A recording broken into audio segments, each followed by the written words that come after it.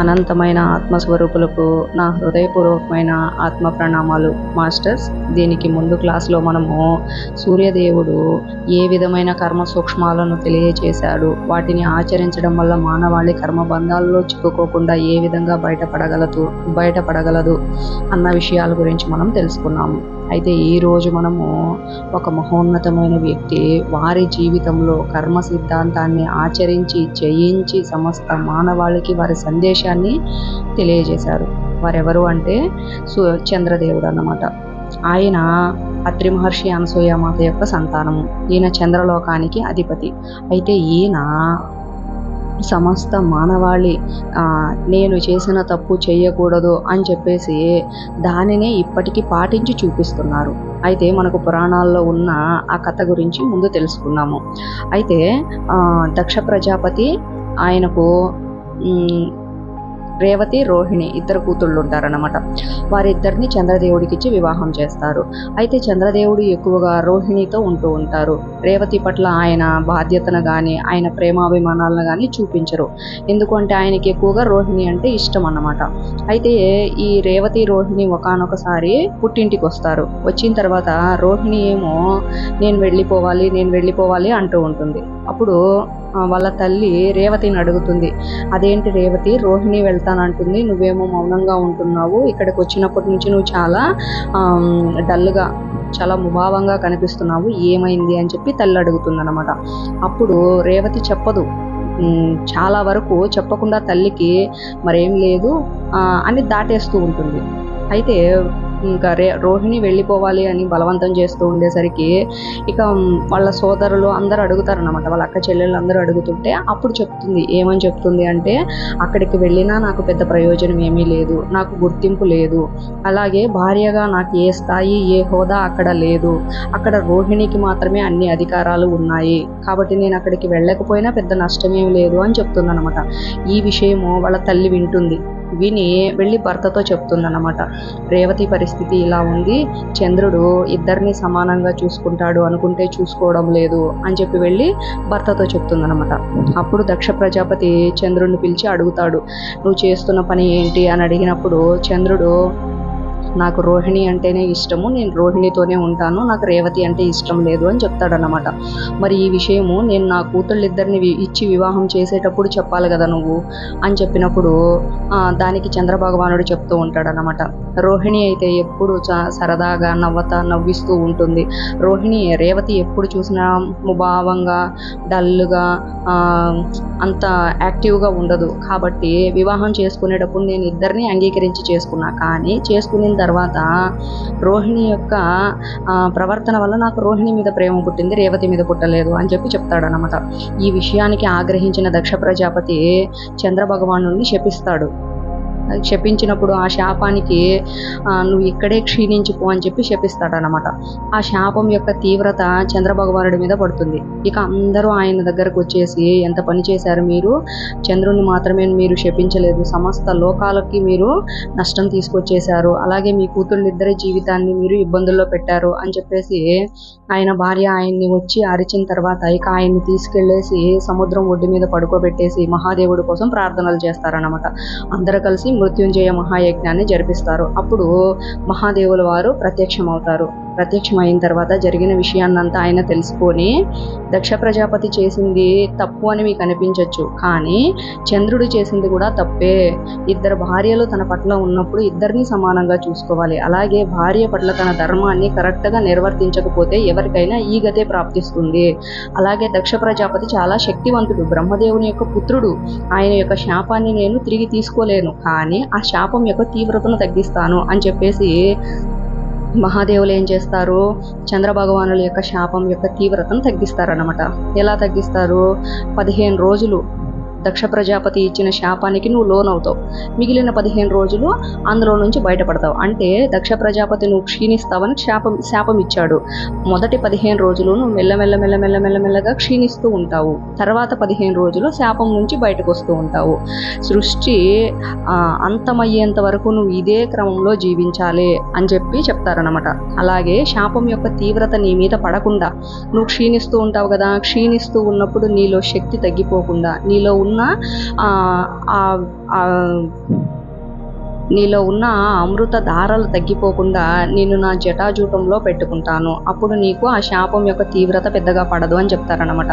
మొదటి 15 రోజులు ఆయన క్షీణిస్తూ ఉంటారు కదా, ఆ 15 రోజులు మహాదేవులు చంద్రదేవుణ్ణి ఆయన జటాజూటంలో పెట్టుకుంటారు. ఎప్పుడైతే చంద్రదేవుణ్ణి మహాదేవుడు జటాజూటంలో పెట్టుకుంటారో అప్పటి నుంచి మహాదేవుణ్ణి అందరూ చంద్రశేఖరుడు అని పిలుస్తారు. అలాగే చాలామంది చంద్రశేఖరాష్టకం ఇవన్నీ చదువుతూ ఉంటారనమాట.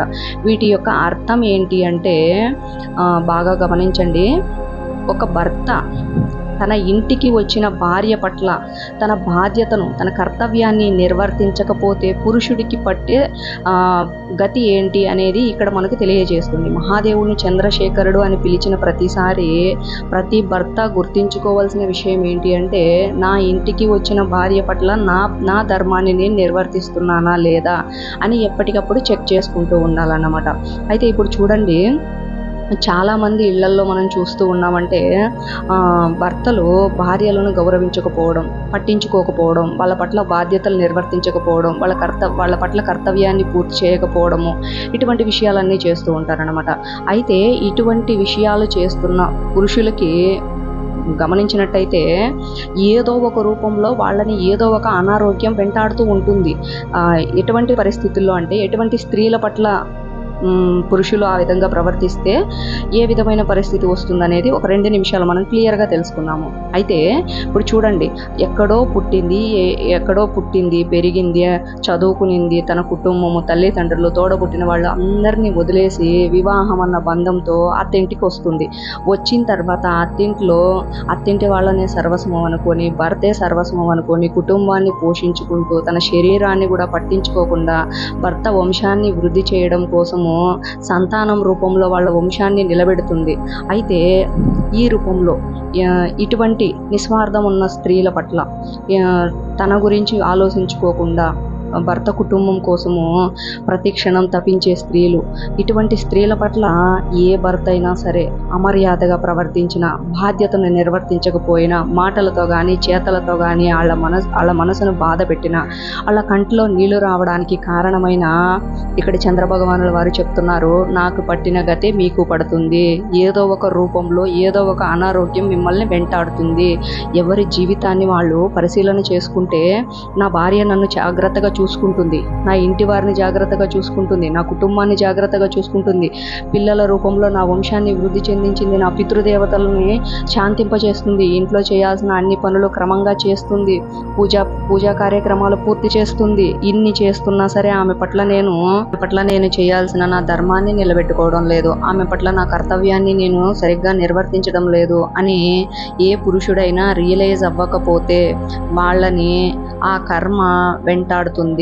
అలాగే ఇలా ఉన్న స్త్రీల పట్ల, అంటే నిస్వార్థంగా ఉన్న స్త్రీల పట్ల పురుషుడు తన ధర్మాన్ని నిర్వర్తించాలి. అయితే ఇంకొక రకమైన స్త్రీలు కూడా ఉంటారు. వాళ్ళు ఎలా ఉంటారు అంటే, కేవలం స్వార్థం కోసం మాత్రమే జీవిస్తూ ఉంటారు. వాళ్ళ స్వార్థం కోసం కుటుంబాన్ని ముక్కలు చేయడం, కుటుంబంలో ఉన్న పెద్దలను గౌరవించకపోవడము, అలాగే అత్తమామలను సరిగా చూసుకోకపోవడము, భర్త పట్ల తన బాధ్యతలను పూర్తి చేయకపోవడము, పిల్లల పట్ల వాళ్ళ బాధ్యతలను పూర్తి చేయకపోవడము, ఎప్పుడు చూడు తన సంతోషం కోసం మాత్రమే జీవించే స్త్రీల పట్ల భర్త ఏ విధంగా ప్రవర్తించినా భర్తకు కర్మ అంటుకోదు.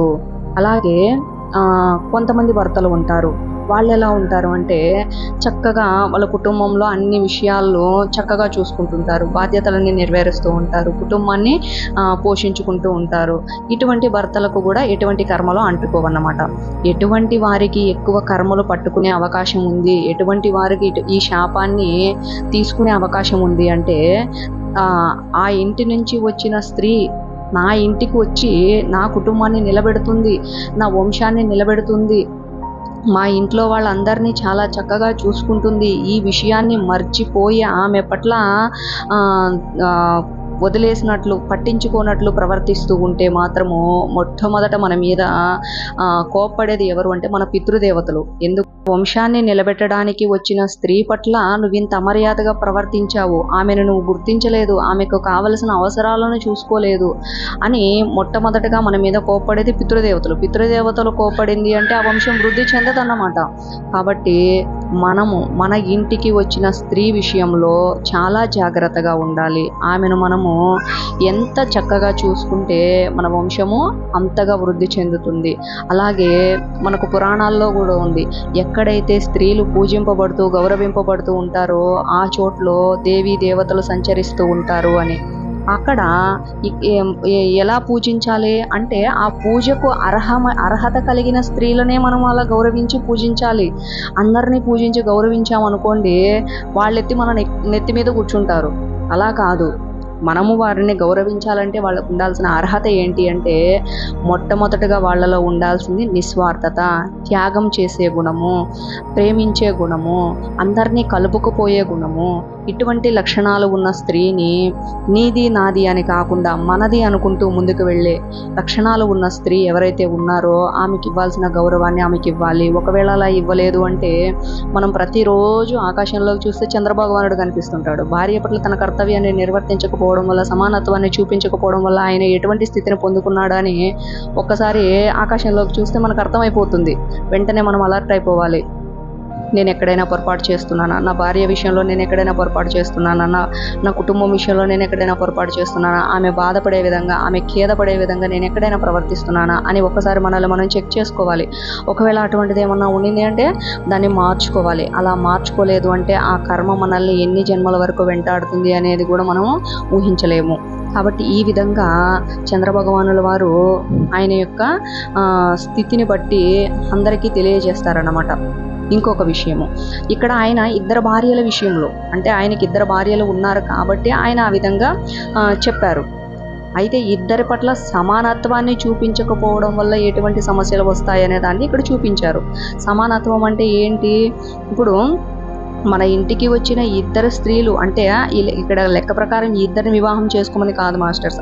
ఆ కాలంలో దేశకాలమాన పరిస్థితులకు సంబంధించి అప్పటికి అది కరెక్ట్. కానీ ఇప్పటికీ ఒక భార్య మాత్రమే ధర్మము. శ్రీరామచంద్రుడు వచ్చి అందరికీ చూపించి వెళ్ళారు కదా. కాబట్టి సమానత్వం అంటే ఇంటికి వచ్చిన తర్వాత స్త్రీని నువ్వు తక్కువ నేను ఎక్కువ అని చూడకూడదు.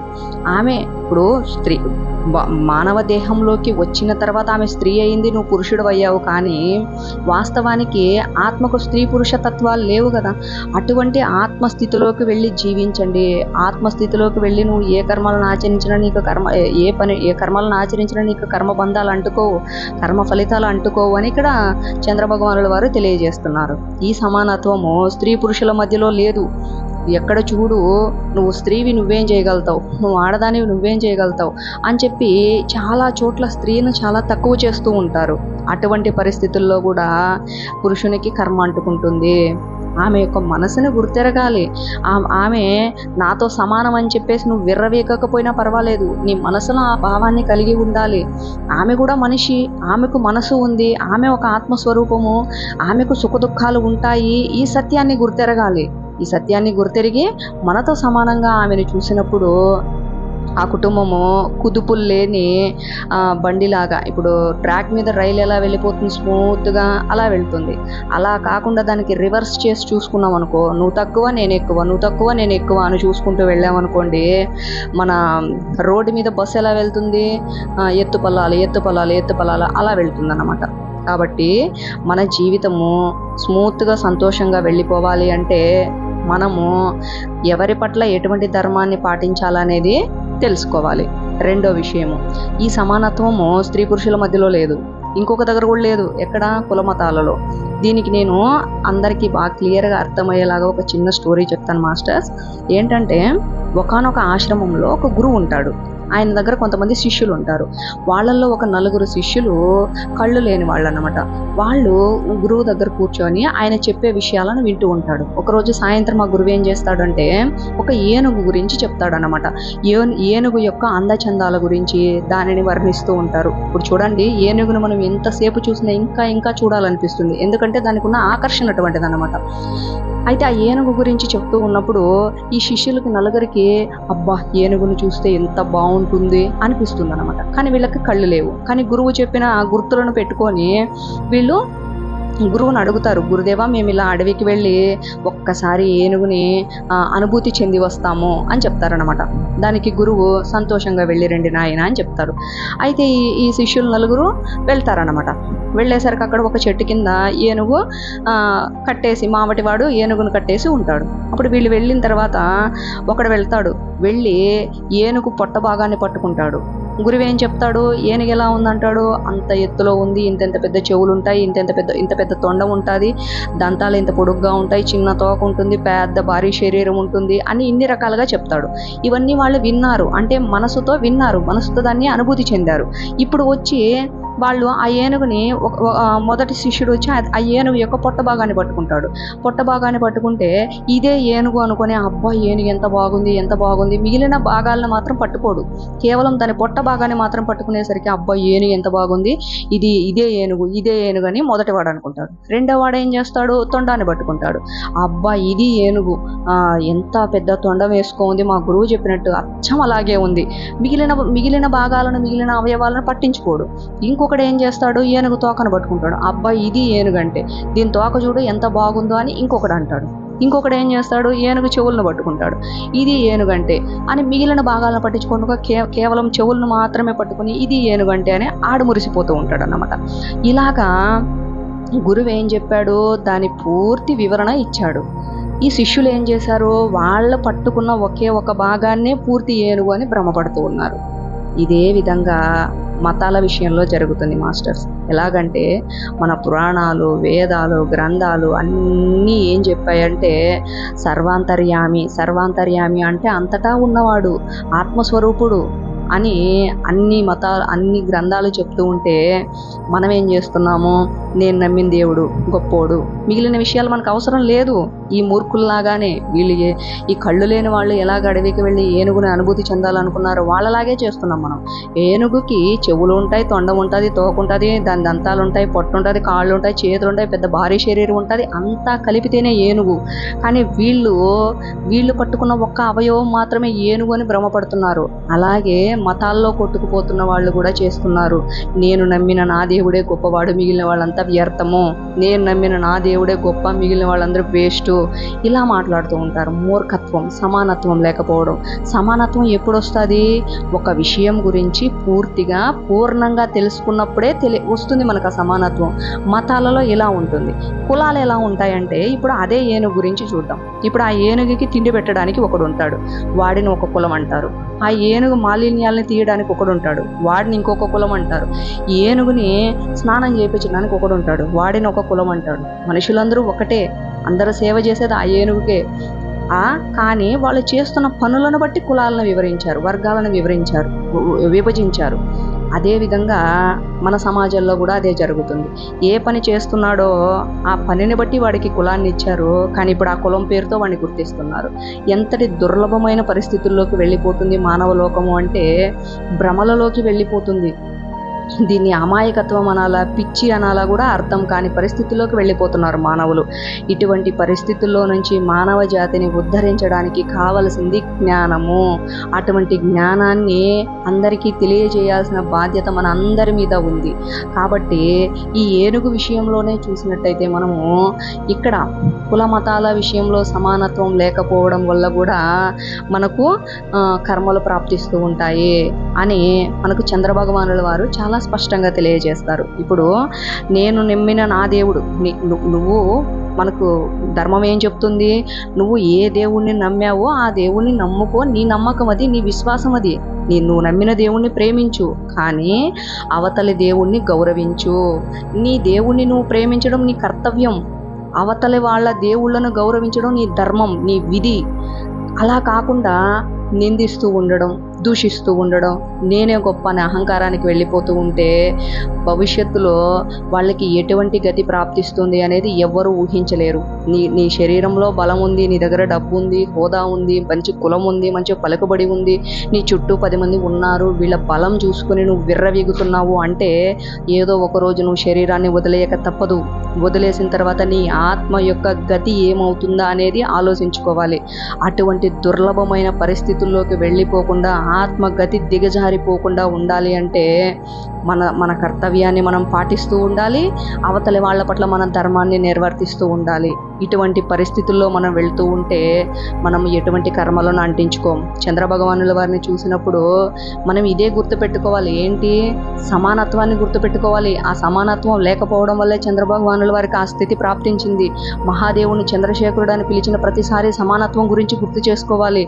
మానవులలో ఇటువంటి సమానత్వం లేకపోవడం వల్ల ఎటువంటి స్థాయికి దిగిపోతున్నారు అంటే చెయ్యరాని కర్మలను చేసేస్తూ స్వార్థంతో అహంకారంతో కొట్టుకొని పోతూ భయం లేకుండా భక్తి లేకుండా విచ్చలవిడిగా జీవిస్తూ శరీరంలో నుంచి బయట వచ్చిన తర్వాత ఎంతగా విలవిల్లాడిపోతూ ఉంటారు అంటే ఎంతగా పశ్చాత్తాపడతారు. అయ్యో నేను శరీరంలో ఉండగా ఏం చేయలేకపోయానే అని బాధపడుతూ ఉంటారు.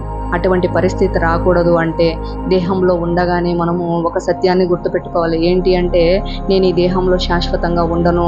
అలాగే ఈ దేహానికి కావలసిన పనులను చేస్తూ నా సమయాన్ని వృధా చేసుకోకుండా దేహంలో ఉన్న ఆత్మ కోసం నేను ఏదో ఒకటి చెయ్యాలి.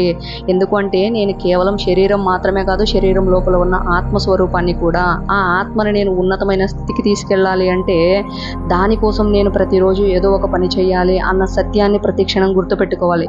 ఇంకొక విషయాన్ని కూడా గుర్తుపెట్టుకోవాలి, ఏంటి ఆ విషయం అంటే నేను ఈ శరీరంలో నుంచి ఏదో ఒక రోజు వెళ్ళిపోక తప్పదు. ఈ రోజు కాకపోతే రేపు, రేపు కాకపోతే ఎల్లుండు, ఈ సంవత్సరం, రేపు సంవత్సరం, ఆ తర్వాత సంవత్సరం, ఇంకొక 10 సంవత్సరాలు, ఇంకొక 20 సంవత్సరాలు, ఎప్పటికైనా శరీరంలో నుంచి వెళ్ళిపోవాల్సిందే. అలా వెళ్ళిపోవాల్సిన సమయం వచ్చినప్పుడు ఆత్మ మనం ఉన్న స్థాయి నుంచి ఇంకొక స్థాయికి పెరగాలే కానీ మనం ఉన్న స్థాయి నుంచి ఇంకొక స్థాయికి దిగజారిపోకూడదు.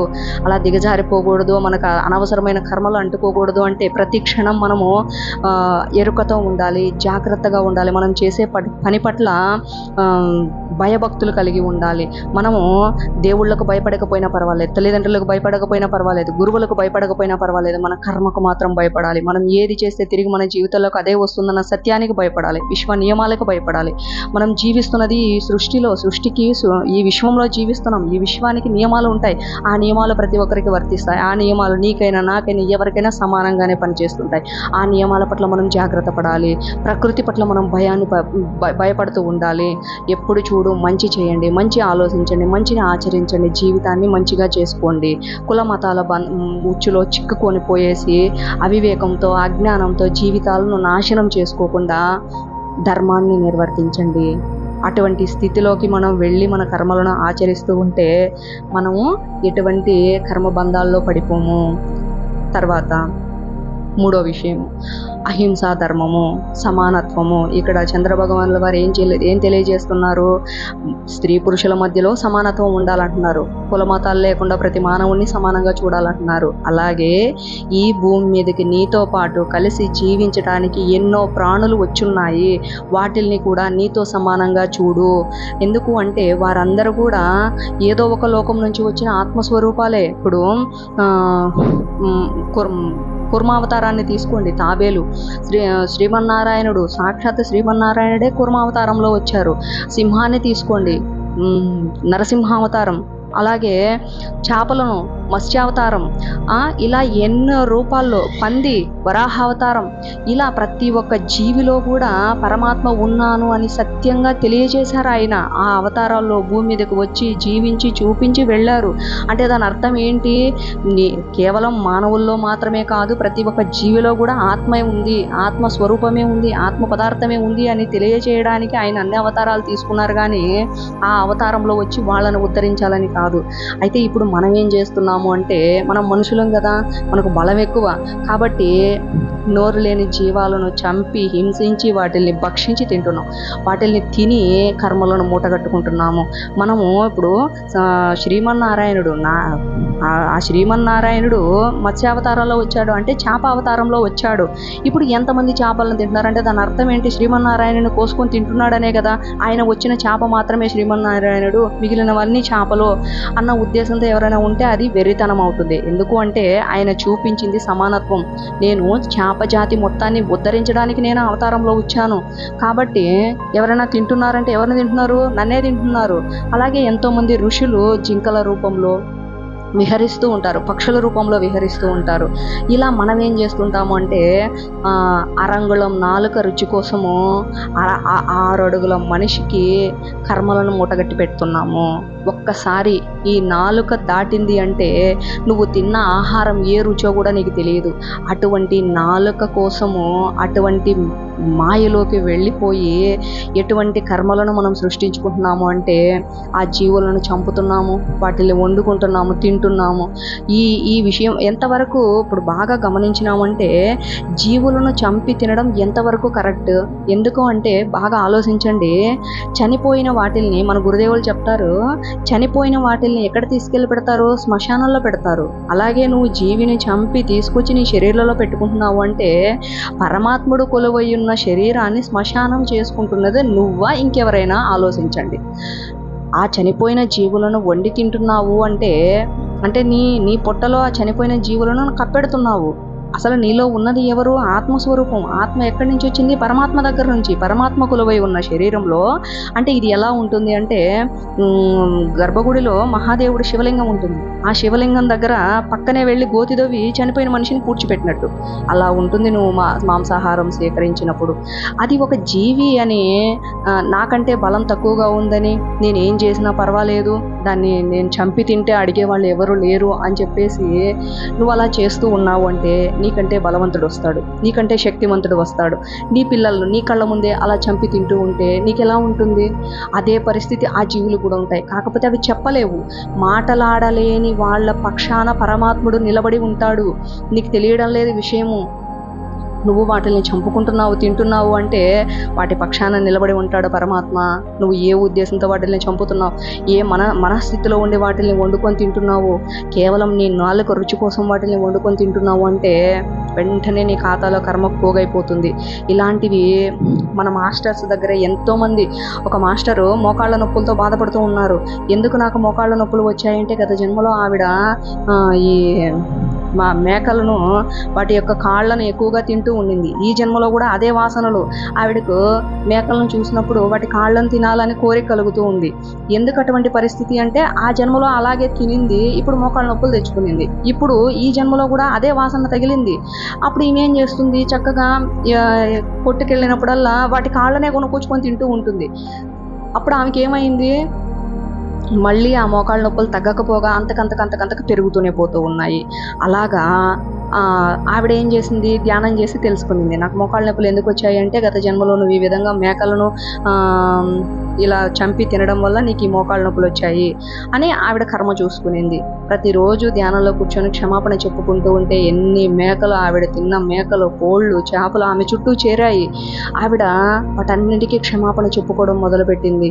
అయ్యో, నేను ఇంతమంది ఆత్మస్వరూపులను బాధ పెట్టానా, ఇన్ని జీవుల రూపంలో ఉన్న పరమాత్మను నేను హింసించానా, మరి ఈ కర్మంతా ఎక్కడికి పోతుంది నేను అనుభవించకుండా అని ఆవిడ రియలైజ్ అయ్యింది. ప్రతిరోజు క్షమాపణ చెప్పుకునింది. అందులో నుంచి బయట వచ్చేసింది. ప్రతి ఒక్కరికి తెలియజేయడం మొదలుపెట్టింది. ఏమని తెలియజేస్తుంది? ఎవరు జీవులను చంపి తినవద్దు, ప్రతి ఒక్క జీవులో పరమాత్మ నివసిస్తున్నాడు, ఆ సత్యాన్ని నేను తెలుసుకున్నాను, సాక్షాత్తు ధ్యానంలో తెలుసుకున్నాను అన్న అవగాహన ఆవిడకి వచ్చిన తర్వాత అందరికీ చెప్పడం మొదలుపెట్టింది. ఎవరైనా సరే తెలియక చేస్తారు. ఎందుకంటే మన పెద్దలు మనకు పెద్దలు అదే నేర్పించేశారు పిల్లలకు. మాంసాహారం మంచిది, బలము, పుష్టి అని చెప్పి నేర్పించేశారు. ఇప్పుడు జీవంతో ఉన్న ఆహారంలో శక్తి ఎక్కువగా ఉంటుందా, మృతమైన ఆహారంలో శక్తి ఎక్కువగా ఉంటుందా? అది వివేకానికి సంబంధించిన ఆలోచన. ఇప్పుడు నువ్వు దాన్ని చంపి, ఎవరు కూడా ఒక జీవిని చంపి అలాగే పచ్చి మాంసం తీసుకొచ్చి తినలేరు. ఎందుకు? దానిని కప్పెట్టడం కోసం మసాలాలు అవి ఇవి అన్నీ వేసి దానికి ఒక కొత్త రుచిని తీసుకొచ్చి తింటూ ఉంటారు. అలా చేయడం వల్ల ఏమొస్తుంది? కర్మ వస్తుంది. ఈ విషయాన్ని మర్చిపోతున్నారు. రుచి తర్వాత సంగతి. నువ్వు తిన్న ఒక 10 నిమిషాలు ఉంటుంది ఆ నాలుగు మీద రుచి, తర్వాత రుచి ఉండదు, ఏమీ ఉండదు. నాలుగు దాటింది అంటే శరీరంలో వచ్చిన ఆ ఆమ్లాలు, ఆ రసాయనాలలో నువ్వు తిన్న ఆహారం వెళ్ళిపోయేసి అది చేదుగా, పుల్లగా, ఒగరగా, కారంగా డివైడ్ అయిపోతుంది. ఆ ఆమ్లాల్లో నువ్వు తిన్న ఆహారం పడిపోయేసి ఈ రుచికి మారిపోతుంది అది. అంతేగాని నువ్వు తిన్న ఆహారం వల్ల నీకేమన్నా మంచి జరుగుతుందా, ఏమన్నా పుణ్యం వస్తుందా, నువ్వు చేసే పని వల్ల నీకు ఎటువంటి ప్రాప్తం వస్తుంది అనేది ఆలోచించుకోవాలి. ఒక్కసారి అవగాహనతో ఆలోచించు. ఇప్పుడు నేను ఈ మాంసాహారాన్ని తింటున్నాను అంటే ఈ మాంసాహారం తినకపోవడం వల్ల నా శరీరంలో ఏమైనా అనారోగ్యం వస్తుందా ఆలోచించుకో. నా శరీరం క్షీణించిపోతుందా ఆలోచించుకో. నా శరీరానికి శక్తి రావడం లేదా ఆలోచించుకో. ఇవేమీ లేనప్పుడు దాన్ని తినాల్సిన అవసరం ఏముంది అంటే నువ్వు దాన్ని కేవలం నీ నాలుక రుచి కోసం మాత్రం తింటున్నావు. అంటే నీ ఇంత చిన్న నాలుక రుచి కోసము అంత పెద్ద కర్మను పోగు చేసుకుంటున్నావు. ఇలా జీవులను చంపి తినడం వల్ల ఎన్ని జన్మలు వెనక్కి వెళ్ళిపోతుందో ఆత్మ ఎవరు ఊహించలేరు మాస్టర్స్. అటువంటి అహింసా సిద్ధాంతాన్ని అహింసో పరమో ధర్మ అన్న సిద్ధాంతాన్ని ప్రతి ఒక్కరికి తెలియజేశాడు మన గురుదేవులు బ్రహ్మర్షి పితామహ పత్రిజీ గారు. ఆ మార్గంలోనే మనము నడవాలన్నమాట. ఇప్పుడు చంద్రభగవానుల వారు కూడా అదే చెప్తున్నారు. భూమి మీదకి వచ్చిన ప్రతి ఒక్క జీవిలో కూడా ఆత్మ నివసిస్తూ ఉంది. ఆత్మ సాక్షాత్తు పరమాత్మ స్వరూపము.